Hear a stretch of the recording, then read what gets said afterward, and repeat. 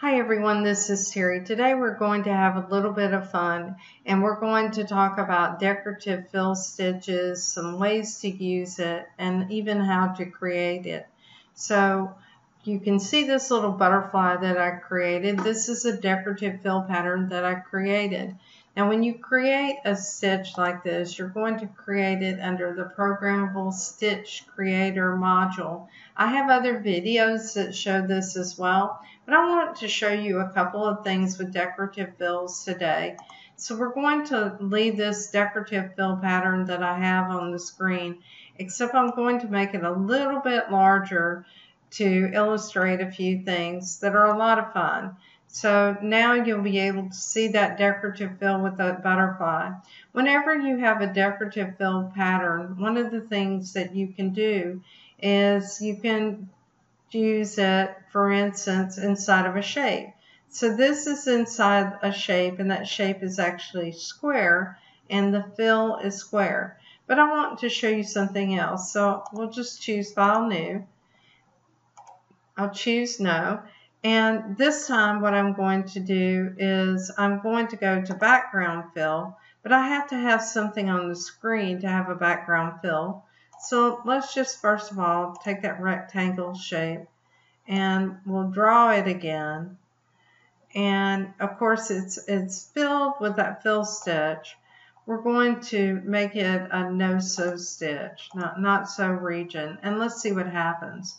So we're going to go to Home and we're going to go to Background Fill, and let's just click and the background fill, and here is that decorative fill pattern. Now it's saved. I named it Butterfly, and I believe the extension on it is PLF when I save it. But we'll look at that when we create one. I've created other decorative fill patterns, like here's some rabbits. So here's a really funny looking rabbit. I have some pumpkins. So it's all fun, and I've also created these that have TF beside it. So let's just say that what I wanted to do, and we'll choose cancel, is that I want to add something inside this decorative fill. So I'll leave it like this, and let's just go ahead and increase the size of it like I said I was going to do a moment ago, and we'll have that butterfly in the background. Let's go back to background fill, and this time what we're going to do is we're going to fill part of this with another decorative fill. So we'll go into the decorative fill patterns, but we have to select what we're wanting to fill. So I'm going to select those areas of the wings, and some of them are off screen, some of them are on screen, but you can see that what's happened is I'm getting a little grid mark kind of around the wings. So we'll do that and we'll click it. All right, let's choose a stitch. So what do you think would look good? Well, in this case, it's using that same fill pattern, but it has offset spacing, and that creates something that's kind of interesting as well. You can reduce that offset to 0, and then turn off what is called minimize feed, and let's just update the preview. So now it's actually that fill is inside those wings, and you really can't even tell it because the design is so large. Just reduce it in size, and we'll make it about 2.35, and let's update it again. And now you see that pattern, but let's change it to a different stitch instead. So let's find something that we think would look good, and I don't know that that cross would look good. I'll choose, how about this pattern? And we'll choose OK. All right, now that's fun, isn't it? So it also filled it in to the background, because whenever we selected those objects, the background itself was not filled in or closed off. Let's choose previous, and let's make sure we deselect that, and let's go back and choose next again, and let's choose that fill one more time. So we'll open up the folder and we'll find that same pattern again because I thought it looked very interesting, and we'll choose OK. And now, how do you like that? I think that's a lot of fun. Now you can change the thread colors as well on something like that, but you have to find that portion of the pattern. So we have to search for it and try to find that portion of the pattern to change the thread colors. And what you're going to have to do is select something, just choose a thread color, and let's see if we have the right thing selected. You'll know right off whether you've chosen the right portion or not. And you can see it's this little section here.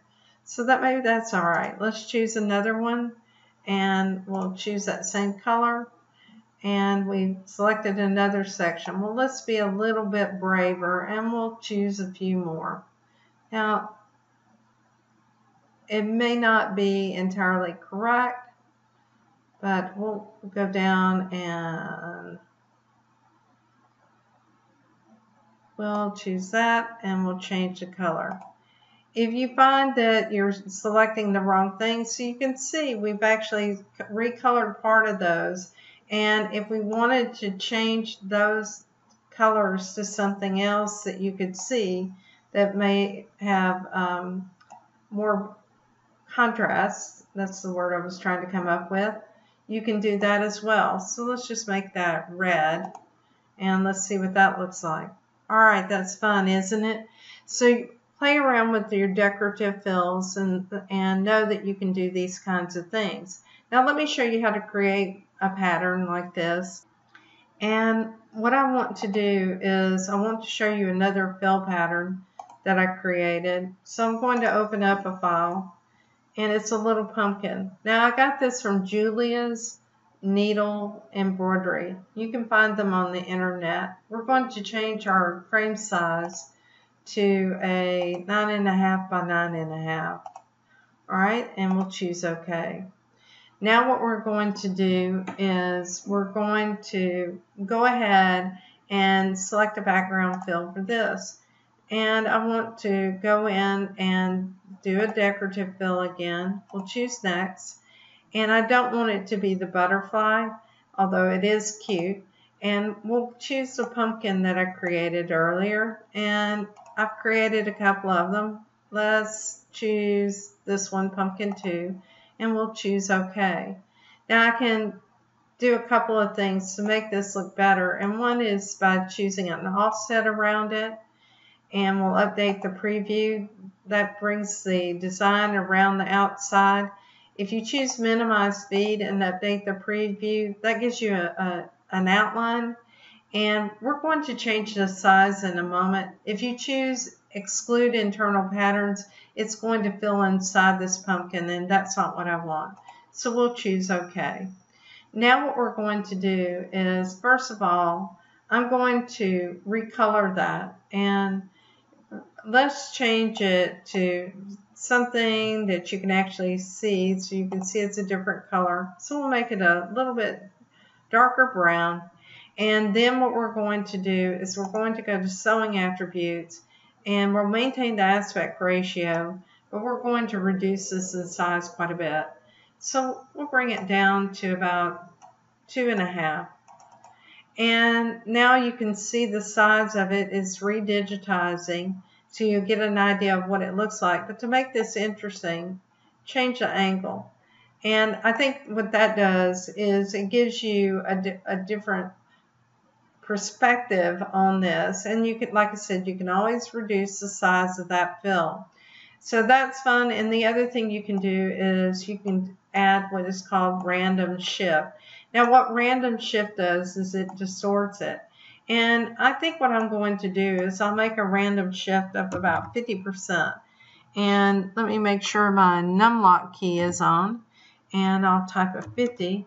And let's just see what that does. What it's going to do is it's going to create some irregularity in those pumpkins, which I really like, because no two pumpkins are really alike. And we're going to reduce the size even more so that we have more of those pumpkins in the background. Well, that was fun. So this is using a background fill that I created. So how do I do that? Well, I'll go to Option, and I'll go to Programmable Stitch Creator. And you can see this is where I basically have created that butterfly. We're going to choose File, New, and we'll choose New Decorative Fill. Now we need to open some artwork that's going to be what we use to digitize this fill. How about this boxer? He's cute. So we'll choose Open. So here's a boxer. I'm going to make it larger because I do want to fill up as much of this pattern box as I can with that boxer.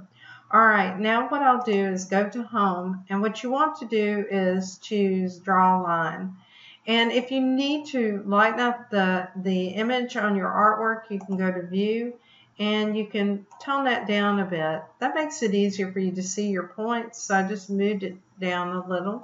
We'll go back to Home, we'll pick up our digitizing tool, and we'll pick a place to start. I think I'll start right here at the back of the ear. And you don't have any curves here. So what you're doing is you're laying down points with a left click. And if you need to create a curve, what you need to do is have more points. It's just the way it works. So we'll try to follow the line. It may be less than perfect, but we can edit it. And we'll try to go as fast as we can for the benefit of your time. So around the chest, I do want to add a few more nodes, and I'm probably going to have to correct a few of those, but that's okay. And by the way, I do own a boxer, so that's why I like this particular fill pattern, or will like it. It would be a cute motif as well. I'll show you that in a different video. Alright, we'll keep going.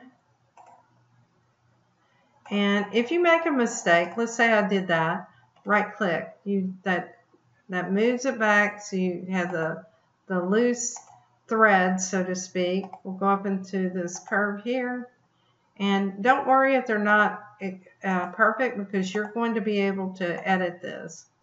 So I'm just creating points as I'm talking to you and following the outline as best as I can.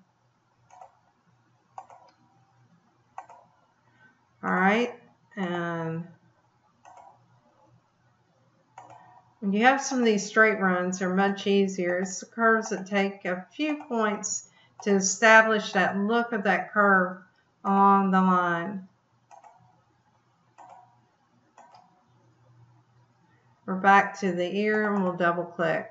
Alright, here's a boxer. What do you think? He really doesn't look that bad. But let me show you how to edit, because you can see I do have a couple of these points that are off and some places that aren't really too smooth. So we're going to select all, first of all. That selects that. And now we want to choose Select Point. Now this is where you see all those little nodes that I laid down. So I'm looking over here on the right, and I'm saying to myself, well, where do I really need to correct this? And some of it, you know, is not really that bad. You may want to move a point and move it down a little, see how that looks.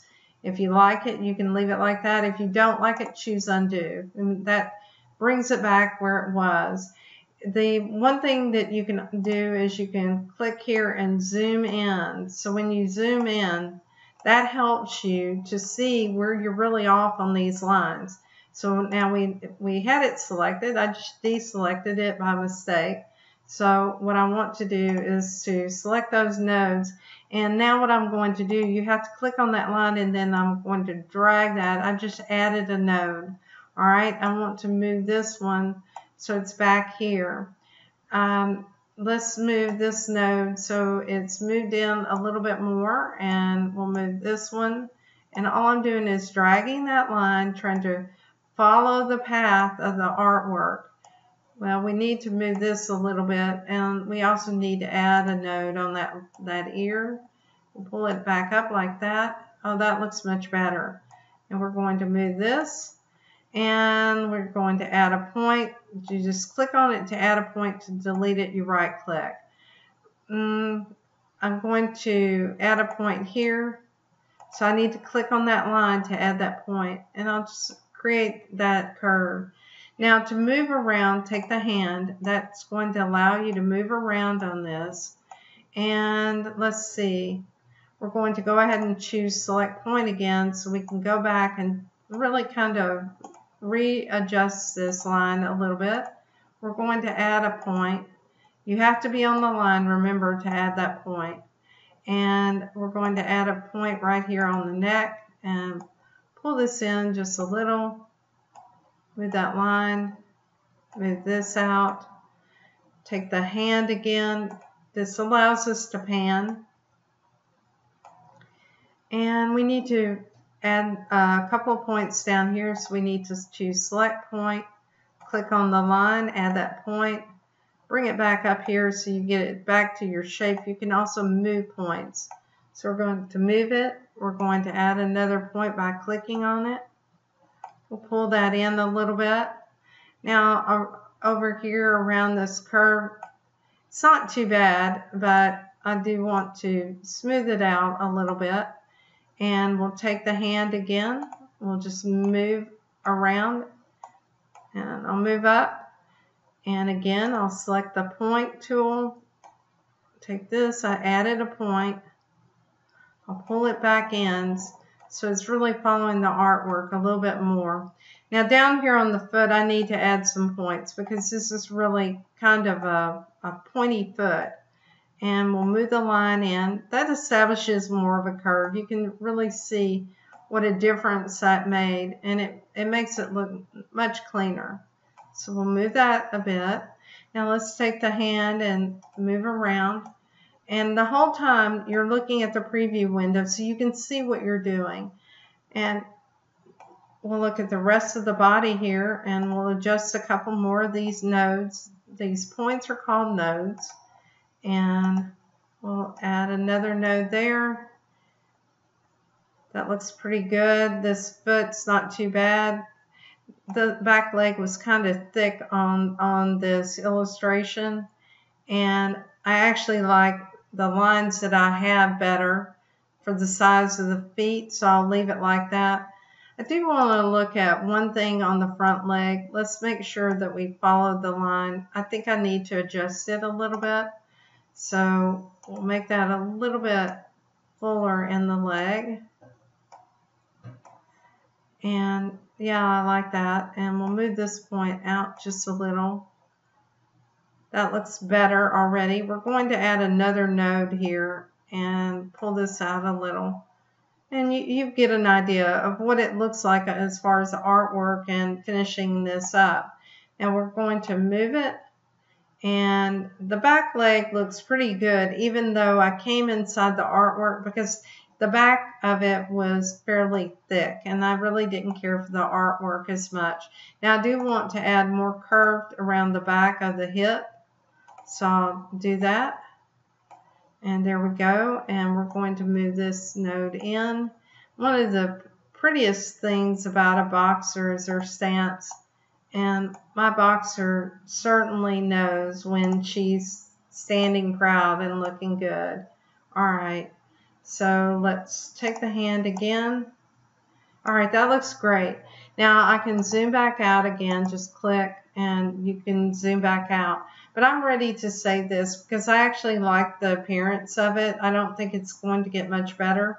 So I'll choose File, Save As. And let's give it a name, and it'll save as a decorative fill file, and that's going to be a PLF extension. So I'll type the word boxer and I'll choose save. All right, so now what we're going to do is we'll go ahead and close out of this, and we're going to choose File New, and we'll choose No. And I just want you to see what that background fill is going to look like. So in order to select it, you notice if you try to click background fill, you won't get anything. You need to have something on the screen first. It could be an embroidery design or something else. So what I'll do is I'm going to, let's see if you can add a background fill around text. So her name's Cassie. And I really don't care for this small block font, so we're going to change it to a larger font. But what you need to do is go to your text tab, and here you can choose a different font, and we'll find that. Yeah, I like this a lot. Or if I don't want that serif I can choose this block 05, which may have been what I had a moment ago. Let's just make it 1.2. That looks great. All right, so now I can add that background fill. That's great. So we're going to do the background fill. We're going to take a decorative fill, and we're going to click on that background, and we'll choose next. Now, this is a case where I definitely want to have an offset around the name. We need to open up the folder, and here's our little boxer, and we'll choose OK. And it's kind of funny where it created the legs around that. I kind of like it. So I'll just go with it as it is, and I'll choose OK. And here's my boxer decorative fill. I hope this was interesting for you. Join me on Facebook in the Just Stitching with a Brother Luminaire group. And by the way, I'm a contributor to PE Design 11. This video will be posted to that group.